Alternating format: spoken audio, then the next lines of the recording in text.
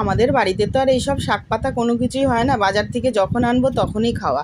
তাই আজ একটা লাউ শাক নিয়ে এসে এই যে কেটে ধুয়ে পরিষ্কার করে নিয়েছি। আর এখানে হচ্ছে চিংড়ি মাছও কিছুটা কিনে এনেছি, এনে বেশ এবার পরিষ্কার করে রেখে দিয়েছি চিংড়ি মাছগুলোকে। আর এদিকে কড়াইতে কিছুটা সাদা তেল আর রাঁধুনি আর শুকনো লঙ্কা ফোড়নে দিয়েছি, তার মধ্যে আলু বেগুন আর অল্প ছোটো ছোটো করে কাটা কয়েকটা পটলের টুকরো, আর তার মধ্যে চিংড়ি মাছটা আর বেশ কিছুটা কাঁচা লঙ্কা একসাথে করে দিয়ে ভালো করে একটু ভেজে নিয়েছে। চিংড়ি মাছটা আলাদা ভাজিনি, যাতে একটু চিমসা চিমসা হয়ে যায় চিংড়ি মাছটা।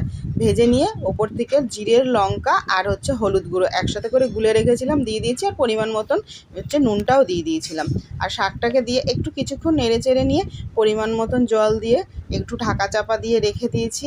ঢাকা চাপা খুলে নিয়েই দেখছি যে আলু টালুগুলো বেগুনগুলো সমস্তটাই সিদ্ধ হয়ে গেছে। আর এই বসন্তর দুপুরে তো এইরকম একটা লাউ শাকের হালকা পাতলা ঝোল থাকলে খাওয়াটা বেশ জমেই যায়। আর ওপর থেকে অল্প একটু মিষ্টি দিয়েছিলাম যাতে স্বাদটা ভালো লাগে।